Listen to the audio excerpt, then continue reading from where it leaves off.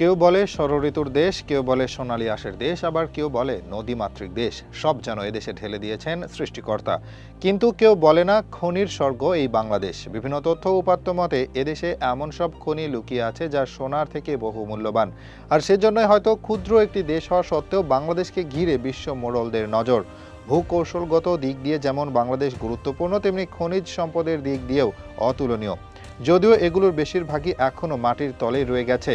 পর্যাপ্ত উদ্যোগ, যন্ত্রপাতি ও বিনিয়োগ না থাকায় বাংলাদেশের বিভিন্ন অঞ্চলে এখনও পড়ে রয়েছে মহামূল্যবান অসংখ্য খনিজ সম্পদ। অথচ আমরা শুধুই গ্যাস আর কয়লা খনির কথাই শুনি। এই গ্যাস আর কয়লাও বাংলাদেশে বহু পরিমাণ রয়েছে, তাই তো খবরে প্রায় শোনা যায় মাটি খুঁড়তেই গ্যাস বেরিয়ে আসছে কিংবা টিউবওয়েল থেকে গ্যাস বেরিয়ে আসছে। এই গ্যাস আর কয়লা তো বটেই, কিন্তু এর বাহিরেও বাংলাদেশের বিভিন্ন অঞ্চলে এমন সব খনি রয়েছে যা দিয়ে বাংলাদেশ হয়তো উন্নত দেশকেও ছাড়িয়ে যেতে পারবে। যে বিরল খনিজ সম্পদ নিয়ে যুক্তরাষ্ট্র ও চীনের মধ্যে দীর্ঘদিন ধরে টানা পড়েন, সেই খনিজের সম্ভাব্য মজুদও ইতিমধ্যে পাওয়া গেছে বাংলাদেশে। তাই তো বাংলাদেশকে ঘিরে আন্তর্জাতিক কূটনৈতিক অঙ্গনে নড়াচড়া শুরু হয়েছে। চীন, যুক্তরাষ্ট্র সহ বিশ্বের ক্ষমতাধর দেশগুলো এখন বাংলাদেশকে নিজেদের প্রভাব বলয়ে আনতে মরিয়া। বাংলাদেশ ভূতাত্ত্বিক জরিপ অধিদপ্তরের তথ্য অনুযায়ী দেশের বিভিন্ন নদীর বালু ও উপকূলীয় এলাকায় ২০ বছরের গবেষণায় বিরল মৃত্তিকা মৌল সহ দামি খনিজের সন্ধান মিলেছে। যমুনা নদীর বালুতে যেমন মিলেছে ল্যান্থানাইড সিরিজের মৌল, তেমনি ধরলা, তিস্তা ও মেঘনার বালুতে পাওয়া গেছে স্যামারিয়াম, ইউরেনিয়াম, গ্যাডোলিনিয়াম, টার্বিয়াম ও ডিসপ্রোসিয়ামের মতো গুরুত্বপূর্ণ ধাতু। গবেষকরা জানিয়েছেন প্রতি কেজি বালুতে ৬০ থেকে ১৭৬ মিলিগ্রাম পর্যন্ত এসব মৌল পাওয়া গেছে। এছাড়াও সিলেট, সুনামগঞ্জ ও ময়মনসিংহের পাহাড়ি এলাকার পলিমাটি ও নদীর তলদেশেও তেজস্ক্রিয় ও বিরল ধাতুর সম্ভাবনা রয়েছে। বিশ্ববিখ্যাত প্রযুক্তি প্রতিষ্ঠান অ্যাপলের আইফোন তৈরিতে যে বিরল মৃত্তিকা ধাতুর প্রয়োজন তার অধিকাংশই আসে চীন থেকে। শুধু আইফোন নয়, সামরিক ড্রোন, মিসাইল সিস্টেম এবং আধুনিক ইলেকট্রনিক্স পণ্য তৈরিতে এই খনিজের বিকল্প নেই। অথচ সম্প্রতি চীন ঘোষণা দিয়েছে যে তারা আর এসব বিরল মৌল রপ্তানি করবে না। নিউ ইয়র্ক টাইমসের এক প্রতিবেদনে জানানো হয়েছে, চীনের বাণিজ্য মন্ত্রণালয় রপ্তানি কার্যক্রম সীমিত করার নির্দেশ দিয়েছে। ফলে বহু শিপমেন্ট এখন চীনের বন্দরেই আটকে আছে। চীন থেকে আমদানি বন্ধ হয়ে গেলে যুক্তরাষ্ট্র সহ পশ্চিমা দেশগুলোর প্রতিরক্ষা ও প্রযুক্তি খাতে বিশাল সংকট দেখা দিতে পারে।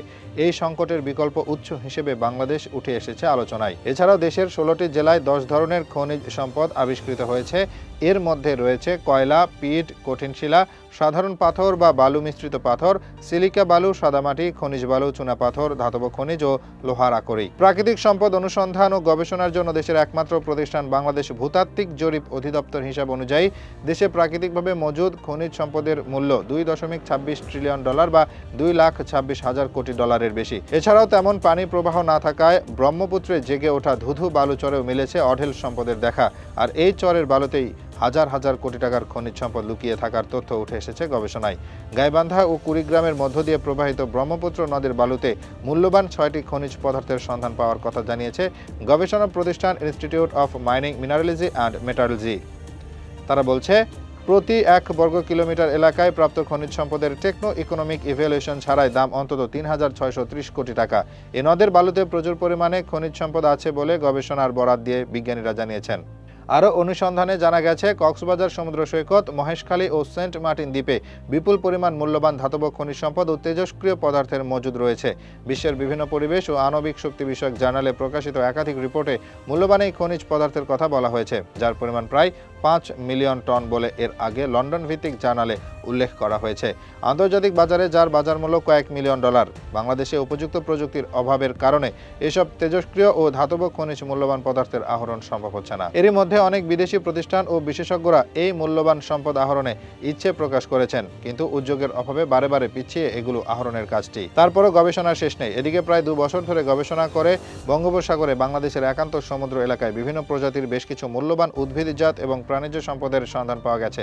গবেষণায় পাওয়া তথ্য উপাত্ত থেকে জানা গেছে, বাংলাদেশের সমুদ্র সীমায় বিপুল পরিমাণ গ্যাস হাইড্রেট ছাড়াও ২২০ প্রজাতির সি উইড, ৩৪৭ প্রজাতির সামুদ্রিক মাছ, ৪৯৮ প্রজাতির ঝিনুক, ৫২ প্রজাতির চিংড়ি, ৫ প্রজাতির লবস্টার, ৬ প্রজাতির কাঁকড়া এবং ৬১ প্রজাতির সি গ্রাস রয়েছে। তাছাড়া বঙ্গোপসাগরে বাংলাদেশের অধিকৃত জলসীমায় সমুদ্রে ও তলদেশে গ্যাস হাইড্রেট বা মিথেন গ্যাসের একটি জমাট স্তরের উপস্থিতিও পাওয়া গেছে এবং এর অবস্থান, প্রকৃতি ও মজুদের ব্যাপারেও একটি প্রাথমিক ধারণা পাওয়া গেছে। এ ধারণা অনুযায়ী বাংলাদেশের একান্ত অর্থনৈতিক এলাকায় 0.11 থেকে 0.63 ট্রিলিয়ন কিউবিক ফুট সম্ভাব্য প্রাকৃতিক গ্যাস হাইড্রেট জমার অনুমান পাওয়া গেছে, যা 17 থেকে 103 ট্রিলিয়ন কিউবিক ফুট প্রাকৃতিক গ্যাস মজুদের সমান। এই বিপুল পরিমাণ গ্যাস হাইড্রেটের উপস্থিতি ও মজুদের সম্ভাবনা আগামী শতকে বাংলাদেশের জ্বালানি খাতের সামগ্রিক চাহিদা মেটাতে গুরুত্বপূর্ণ অবদান রাখবে। তবে গ্যাস হাইড্রেট উত্তোলনের প্রযুক্তি সহজলভ্য না হওয়ায় অনেক উন্নত দেশ এখনও গ্যাস হাইড্রেট উত্তোলন শুরু করতে পারেনি। দেশে বিপুল পরিমাণ খনিজ সম্পদ মজুদ থাকলেও এ নিয়ে বিভিন্ন সময়ে সরকারের তেমন কোনো আগ্রহ দেখা যায়নি। খনিজ সম্পদ অনুসন্ধান ও উত্তোলনে উদ্যোগী হলে তা দেশের বৈদেশিক মুদ্রা আয়ের বড় উৎস হতে পারে। আবার এগুলো দিয়ে চলমান জ্বালানি সংকটের সমাধান, এমনকি নিরাপত্তাও নিশ্চিত করা সম্ভবত। দেশে মজুদ খনিজ সম্পদের মধ্যে প্রাকৃতিক গ্যাসই বড় পরিসরে উত্তোলন করা হচ্ছে। এখন এই গ্যাসের প্রমাণিত মজুদ নিঃশেষ হয়ে আসছে। উত্তরবঙ্গে 5টি খনি আছে। এছাড়া জয়পুরহাটে মাটির নিচে বিশাল আকারে চুনাপাথর আছে, এটিও উত্তোলন করা হয় না। আর এসব সম্পদ যদি ধীরে ধীরে বাংলাদেশ কাজে লাগাতে পারে, তবে অদূর ভবিষ্যতেই বাংলাদেশ হয়ে উঠবে অন্যতম এক ধনী দেশ।